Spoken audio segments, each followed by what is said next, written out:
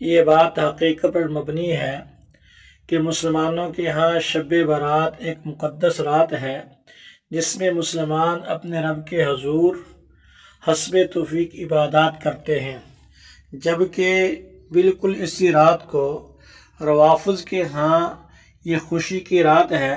وہ یہ کہتے ہیں کہ اس رات میں ان کے 12ویں امام کی ولادت ہوئی اور وہ اسی خوشی میں چراغاں کرتے ہیں، پٹاخے مارتے ہیں، حلوہ پوری پکاتے ہیں اور اپنی خوشی کا اظہار کرتے ہیں۔ اب مسلمانوں کی جہالت اور ناواقفی کہہ لیجئے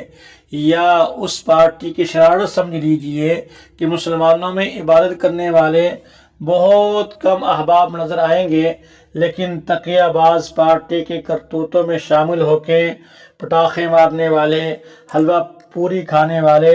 بہت سے احباب آپ کو نظر آئیں گے۔ جیسے 22 رجب کے بارے میں مسلمان ان تقیہ باز لوگوں کا شکار ہو گئے، تو یہاں بھی حالت اس سے مختلف نظر نہیں آتی۔ باقی رہا کہ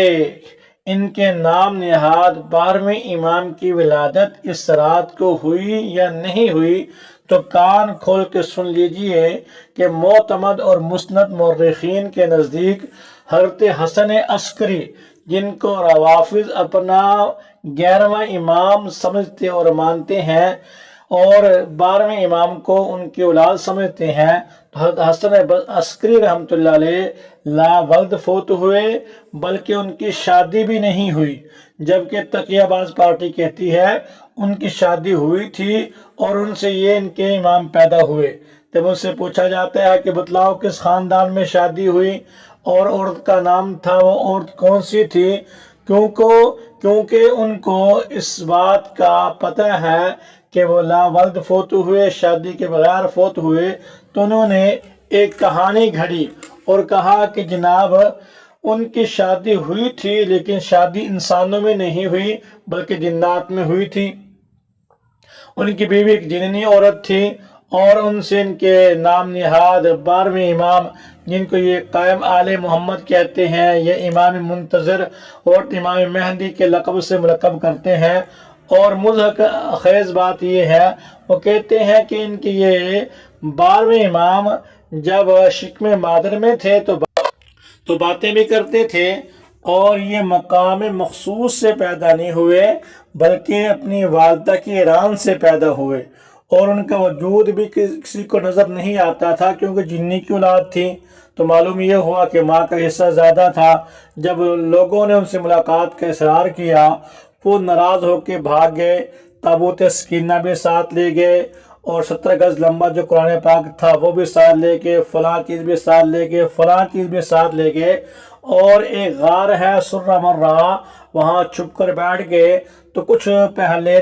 مخصوص لوگوں کی ملاقات ہوتی تھی اور وہ جا کے ان سے مسائل وغیرہ پوچھتے رہتے تھے، مشورے کرتے رہتے تھے۔ اصول کافی یہ اسی زمانے کی کتاب ہے کہ ان لوگوں نے روایات گھر کے دائیں بائیں سے ملا کے وہ جا کے پیش کی، تو انہوں نے لکھ دیا ہذا کافی لشیعتنا، کہ ہمارے احباب کے لیے کافی ہے، تو اس سے اس کا نام اصول کافی بن گیا۔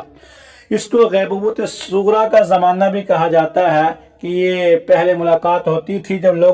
عام لوگوں نے ملاقات پہ اصرار کیا تو امام صاحب پھر ناراض ہو گئے اور پیچھے چھپ کے جا کے بیٹھ گئے، اب کسی کی ملاقات نہیں ہو سکتی۔ اب یہ غیبوبت کبریٰ کا زمانہ ہے۔ ایک ہی ملاقات کی شکل ہے کہ ان کی سالگرہ کے موقع پہ شب برات کو حلوہ پوری پکائی جائے، جو ان کو پیغام دینا ہے، عرضی پیش کرنی ہے، جو درخواست پیش کرنی ہے، تو وہ ایک کاغذ پہ لکھ لی جائے، اور وہ کاغذ اور ٹکا لپیٹ کے پوری کے اندر رکھ لیا جائے، اور دریا کے کنارے اس رات پہنچیں۔ وہاں مچھلیاں منہ کھول کے امام مہدی کے قاصد بننے کی حیثیت سے کھڑی ہوتی ہیں، لہذا وہاں جائیں اور پرچی پھینک کے اس پوری میں ڈال کے تو مچھلیاں اس کو وصول کر کے یہ سارے پیغام ان کے امام تک پہنچا دیتی ہیں۔ جیسے ہم کسی بزرگ کو پیش کرتے ہیں کہ جی میرا فلاں مسئلہ ہے، دعا کر دیجئے، فلاں مسئلہ ہے آپ دعا فرما دیجئے تاکہ یہ حل ہو جائے، تو یہ ایسے ہی اپنی عرضیاں پیش کرتے ہیں۔ اور مشاہداتی طور پر دیکھا جا سکتا ہے کہ اس رات کو آپ دریا کے کناروں پہ جائیں تو یہ ملنگ بیٹھے ہوتے ہیں اور اپنی عرضیاں پیش کر رہے ہوتے ہیں، تو یہ ان کا عقیدہ ہے جس کا حقیقت سے کوئی تعلق نہیں، اور یہ پھر کہتے ہیں کہ ہم اس کے انتظار میں ہیں، جب وہ آئے گا الف ننگا ہوگا اور نعوذ باللہ نبی پاک صلی اللہ علیہ وسلم کے روضہ مبارک پہ جائے گا، اور اللہ کے محبوب نقل کفر نباشر اس کے ہاتھ پر بیعت کریں گے، اور یہ ان کا نام نہاد امام عائشہ صدیقہ فیفہ کائنات پہ کوڑے برسائے گا، شیخین کو نکال کر ان کو سزا دے گا،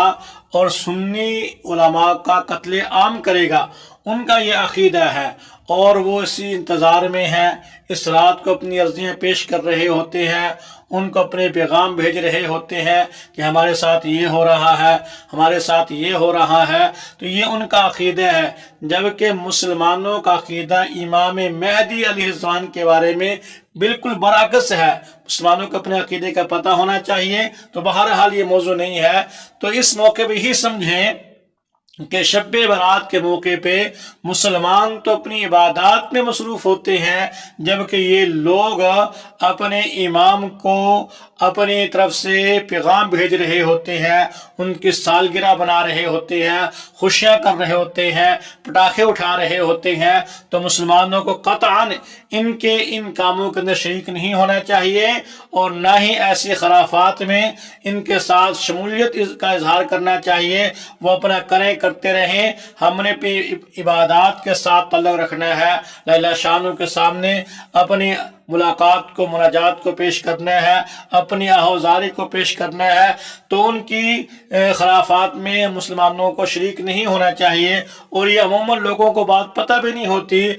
عموماً علماء کرام نے بھی اس پہ نہیں لکھا، کیونکہ کچھ چیزیں مشاہداتی ہیں، اور یہ تقیہ باز پارٹی اپنے عقیدے کو عموماً چھپا کے رکھتی ہے۔ ہم نے خود اپنی آنکھوں سے دیکھا